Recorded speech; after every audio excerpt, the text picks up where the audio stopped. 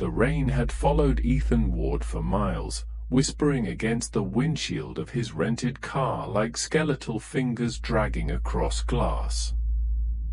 He had landed at Heathrow that morning, feeling the weight of exhaustion, but also the rush that always came before an investigation, before a haunting. Ethan's work wasn't glamorous, though the internet sometimes made him out to be some fearless ghost hunter. He wasn't. If anything, he was a man who had spent too many nights chasing shadows so that he wouldn't have to face the ones inside his own mind. He had come to England to document what many called the most haunted building in the country. The ancient Ram Inn. Built in 1145, planted directly atop what had once been a pagan burial ground, the place had earned a reputation that went far beyond creaking floors and disembodied whispers. People spoke of violent poltergeist attacks, witchcraft rituals, demonic entities, scratches, bruises, and invisible hands pushing them downstairs. Visitors running screaming into the night. Most investigations lasted hours. Some lasted minutes. A few never finished at all. Ethan wasn't afraid, not yet, but he felt the tightening in his stomach as he turned off the main road and followed the narrow, twisting lane that led into the village of Wootton-under-Edge. The fog thickened like damp wool, muffling the color from the world. He saw it before he expected to. The ancient Ram Inn crouched at the edge of the road like a wounded beast. Its warped timbers leaned as if time itself had pushed down on them. Its crooked roof sagged under centuries of rain and rot. Small windows stared outward, black, empty, cold. Ethan parked. For a long moment he simply sat in the car, studying that ancient structure. He whispered to himself, not sure whether he meant it as reassurance or warning. Just another house. But he knew better. The Ram Inn wasn't just a house. It was hungry. The heavy wooden door creaked open before Ethan had even knocked. An old man with a wild thicket of white hair stood in the doorway, holding a lantern even though the daylight had not yet faded. His name was Harold Greaves, the current owner, caretaker, and unofficial historian of the Ram. "You're the investigator," Harold said, not asking but stating. "Yes." Ethan Ward. Harold stepped aside. "Come in quickly. Don't let the cold settle." Ethan hesitated at the threshold. The air that seeped through the doorway was colder by several degrees, as if the house drew heat from the world outside. The moment Ethan stepped in, the door thudded shut behind him with a force that made him jump. Harold didn't even react. "You're staying the night?" Harold asked. "That's the plan." "Brave," he murmured, moving the lantern so the flame's light flickered across the warped walls. "Or foolish?" Ethan didn't answer. Harold led him through the dark, narrow hallway, the wood beneath their feet creaking like old bones resisting their weight. "This house is older than the floorboards," Harold said. "Older than the roof. Older than the village around it." "You mean the pagan ground?" Harold stopped walking. The lantern flame sputtered. "I mean the ground under the pagan ground." Ethan frowned. I thought the record showed. You think paper tells the whole truth of a place like this? Harold snapped. Paper burns. Stone rots. What remains? The earth. And the earth remembers. He resumed walking. Ethan followed, uneasy. Harold brought him into the inn's largest common room, where the ceiling rafters twisted overhead like ribs from some enormous creature. The fireplace was nothing more than a black, gaping hole. "You'll want to leave your bags here," Harold said. "Some rooms are unwelcoming." Ethan set his equipment bag down, the weight echoing in the empty chamber. Harold pointed upward. "The bishop's room is the worst of them all. They say demons nest there. People feel breath on their skin. Hands around their throats." Ethan lifted an eyebrow. "And that's where I'll be sleeping tonight. If you insist." "I need the activity on camera," Ethan said softly. "The truth, not the rumors." Harold gave him a long, pitying look. "Truth," he said. "Very well. But remember, whatever follows you down from that room, it won't leave when you do." Ethan brushed it off with a nervous laugh. But something deeper inside him whispered, "He means it." By late afternoon, Ethan had set up his cameras. One in the bishop's room. One overlooking the staircase. One in the common room. One in the witch's room. He checked battery levels, tested night vision modes. Everything was functioning. Mostly. The witch's room camera flickered, showing static bursts that grew more frequent the longer it ran. When Ethan tapped it, the static sharpened into a jagged face-like shape. A cluster of white streaks for teeth. 2 hollow patches for eyes. Then it vanished.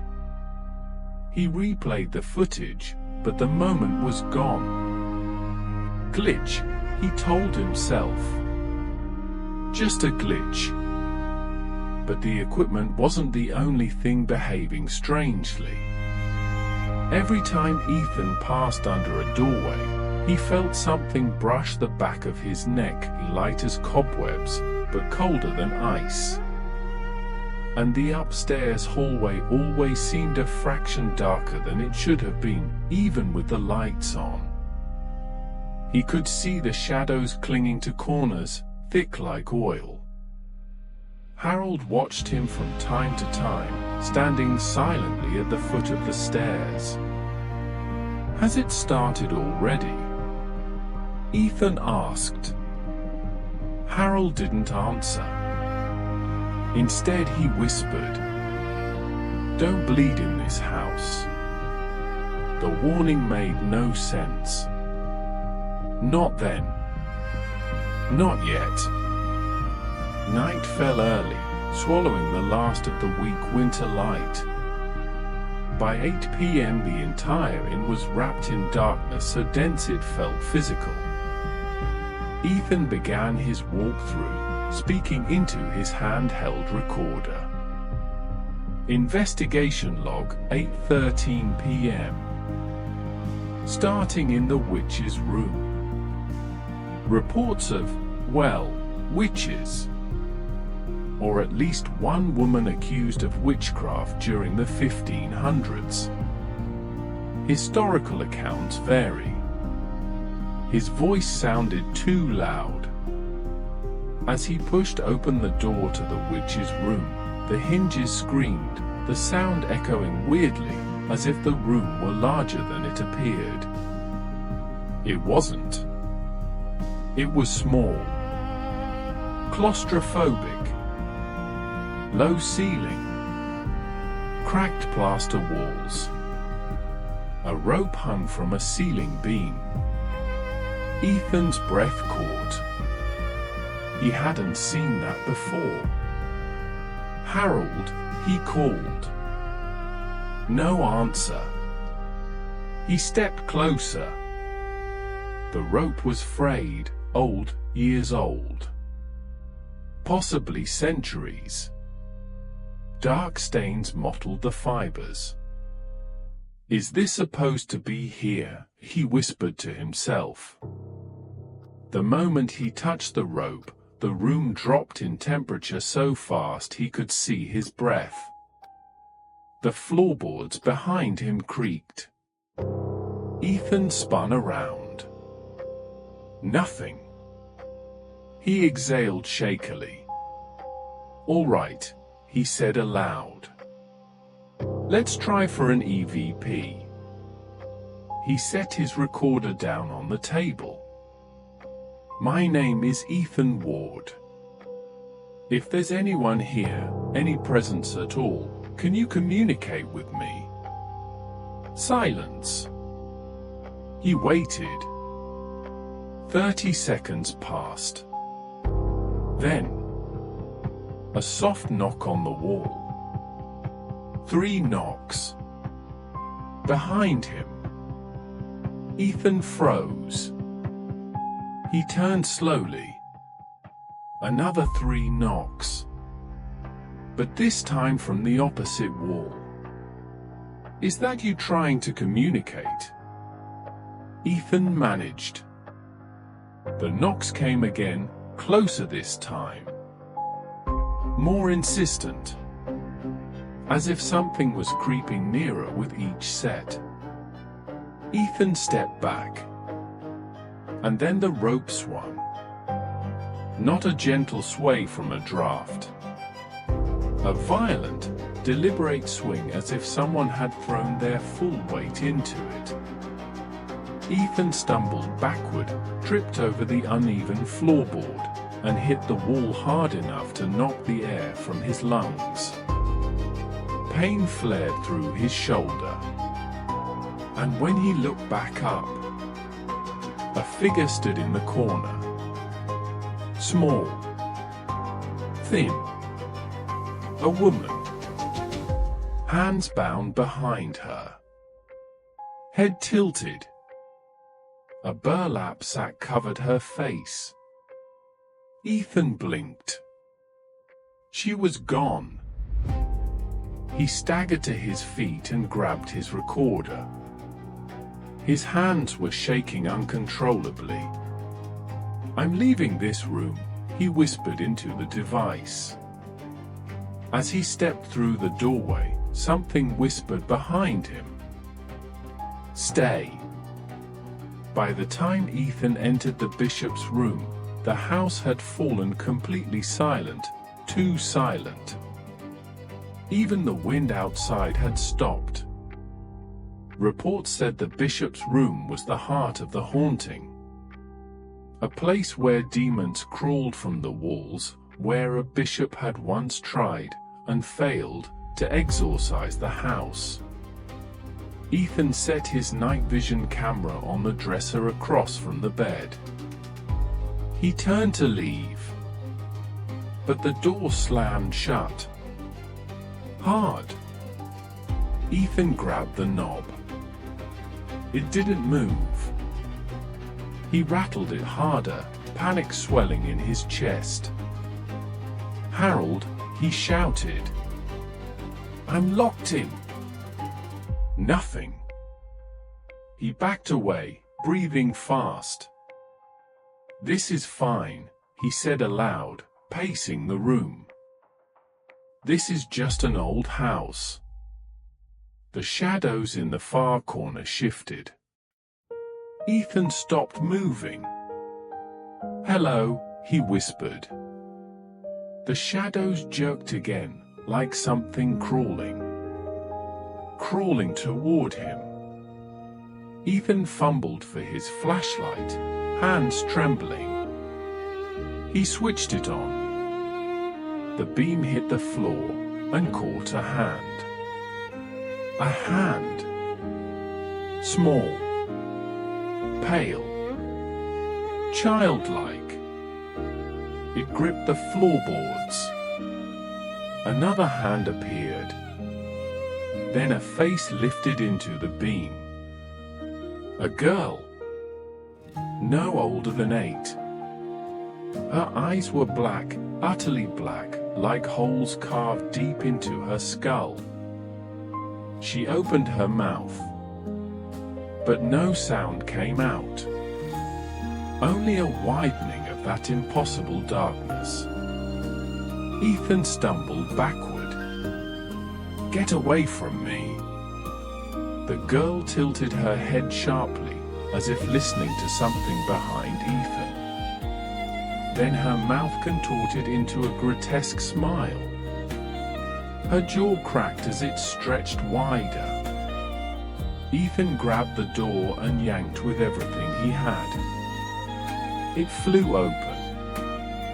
He bolted out, heart racing, not daring to look back. He ran down the hall and collided with Harold. The old man caught him by the arms before he could fall. "Easy," Harold huffed. "Easy, lad." Ethan gasped for air. There was a girl in the room. A child. Black eyes. She crawled out of the corner. Harold's face hardened. "You saw one of them," he said gravely. "They don't appear for just anyone." "What do you mean?" Harold looked at him for a long, heavy moment. Then he said the words Ethan would come to dread. "You've been marked." They returned to the common room, where Harold kept a kettle warming over a small electric stove. He poured Ethan a cup of tea. Ethan was shaking too hard to hold it. Harold spoke softly, voice creaking like the floorboards. "This place was born wrong," he said. "Built on ground that should never be disturbed. The pagans knew it. They buried offerings here. Blood offerings. Sacrifices." Ethan swallowed. "And then?" "Then the Christians came. They built the inn directly on the burial site. They thought their God would tame the land. And did it?" Harold's eyes drifted toward the staircase, where shadows pooled at the landing. "No." Ethan gathered himself. "You said I was marked." "I? By what?" Harold didn't answer immediately. Instead he asked, "Were you touched?" Ethan thought. The cold brushes against his neck. The rope. The thing crawling from the corner. I don't know." "Well," Harold said, "the house knows. And once it touches you, it doesn't let go." Ethan's skin prickled. "Is this a threat?" "It's a warning." Ethan met Harold's eyes. "Why are you still here?" he demanded. "If this place is so dangerous, why stay?"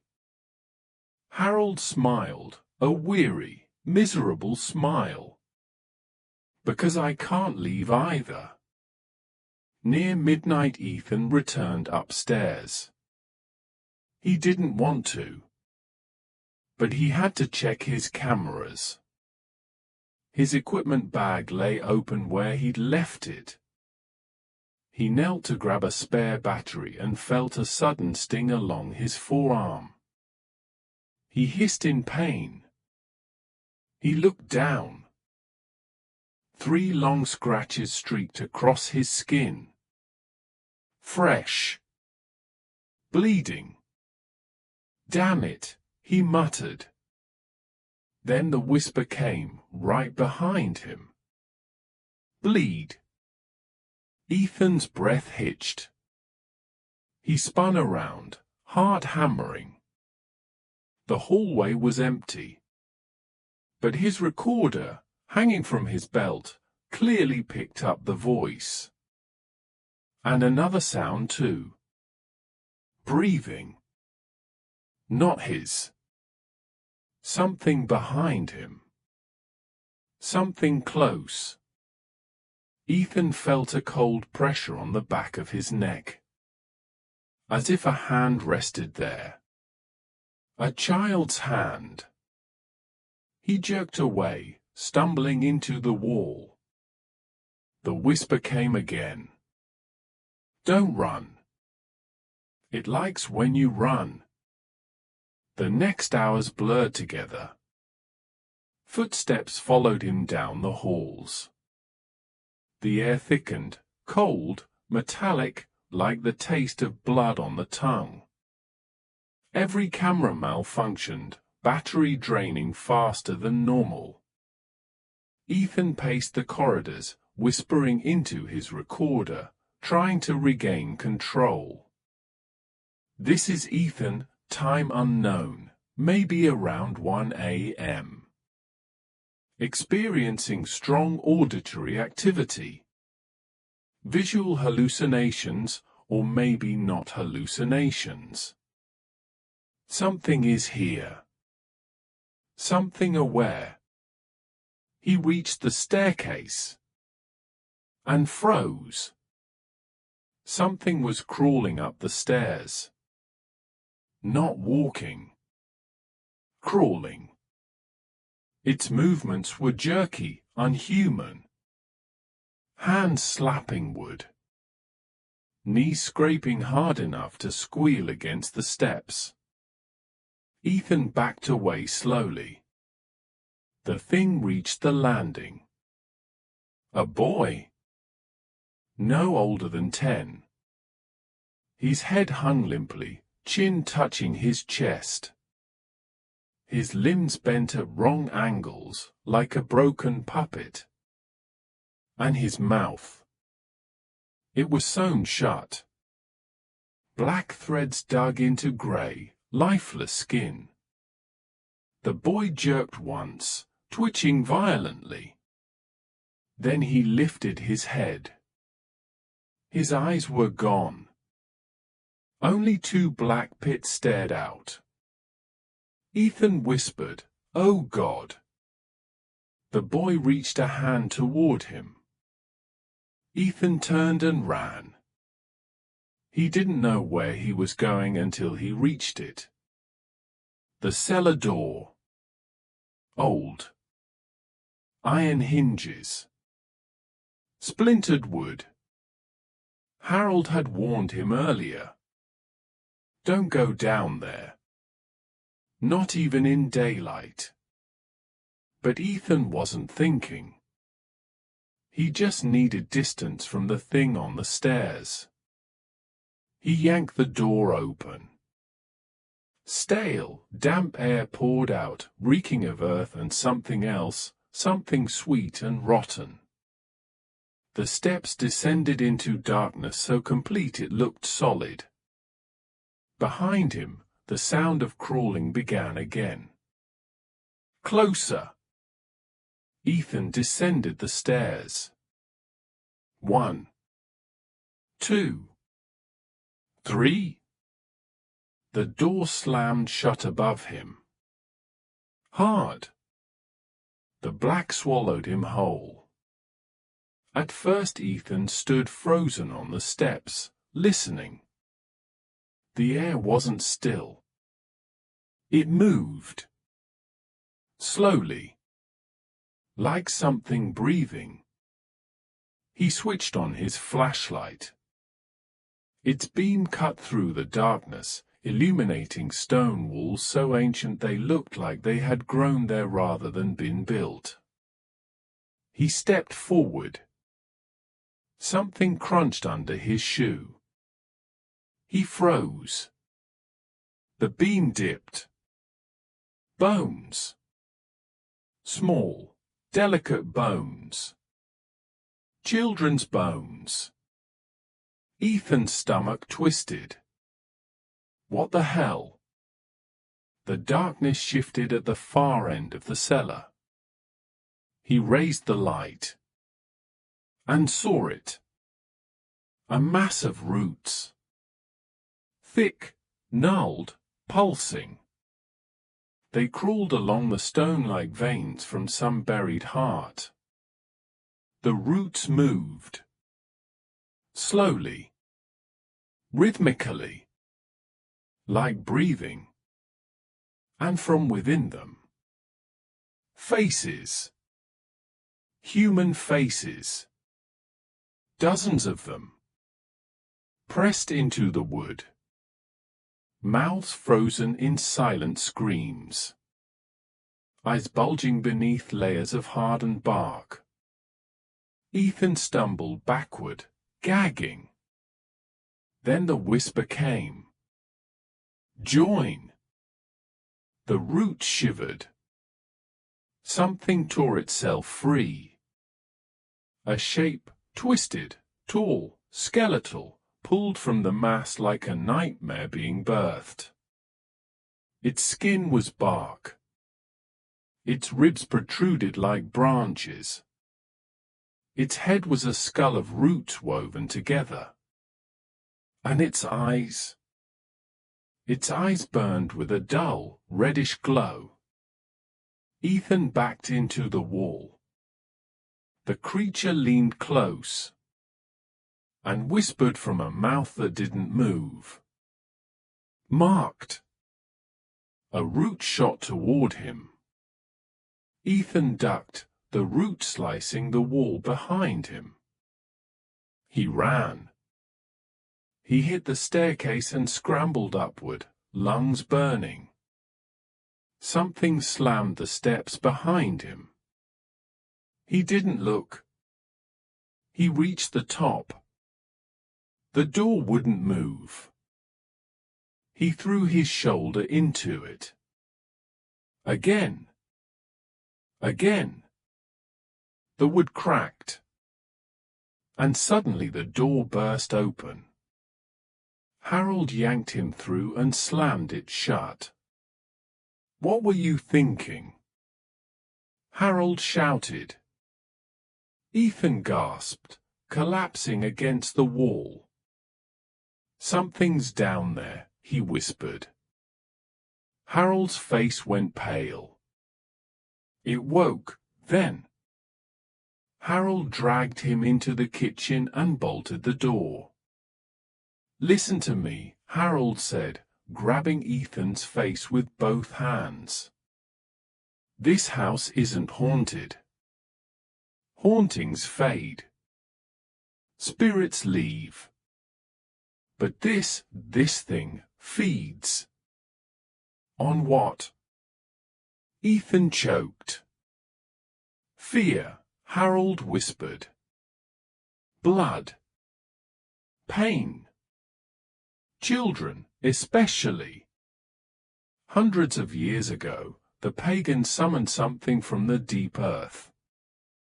It demanded sacrifice. And when the Christians built over it, the thing didn't die. Ethan swallowed hard. It grew, Harold continued. Every death in this house, every murder, every suicide, every ritual, fed it. Made it stronger. Ethan stared at him. Why doesn't it kill you? Harold gave a hollow smile. Oh, it will, he said. But it needs me. Someone to bring the curious, the bold, the unbelieving. Ethan froze. What? Harold sighed. I'm sorry, lad. Footsteps creaked in the hallway outside. Slow. Heavy. Ethan backed away. Harold, what did you do? I opened the house, Harold murmured. It chooses who it marks. Not me. The footsteps grew louder. The air grew colder. Ethan's breath misted. Harold whispered. It wants you. The kitchen lights flickered. Something scraped against the door. A slow, deliberate dragging, like nails made of bone. Harold whispered to Ethan, "Don't let it touch your blood. Don't let it." The door splintered inward. Harold screamed. Ethan dove to the side as shadowy limbs burst through the frame, black, twisted, long as spider legs. They wrapped around Harold. He didn't fight. He didn't even scream again. The shadows pulled him into the hallway. And the sound that followed was not human. Not entirely. Ethan ran. 13. The House Hunts. He didn't have a plan. He just ran. Through the common room. Past the crooked rafters. Past the fireplace that breathed faint plumes of cold. The house shook, timbers groaning like they were alive. Every door slammed. Every window rattled. The lights burst, one by one, plunging each room into darkness as he passed. Ethan reached the front door. He twisted the bolt. It snapped off in his hand. "Come on," he shouted, slamming his shoulder into the door. The wood didn't budge. Behind him something skittered across the floor. He turned. The girl from the bishop's room stood at the end of the hallway. Her black eyes fixed on him. She opened her mouth. The stitches tore. Blood trickled down her chin. When she screamed, the glass in the window shattered inward. Ethan covered his ears and dropped to his knees. The scream grew louder. Higher. Piercing. And through it he heard something else. Something moving upstairs. Fast. Too fast. He staggered to his feet, stumbling toward the staircase. Just as something lunged from above. It hit him like a falling tree. He landed hard on the floor, pain exploding across his ribs. The thing pinned him down. Its weight was enormous.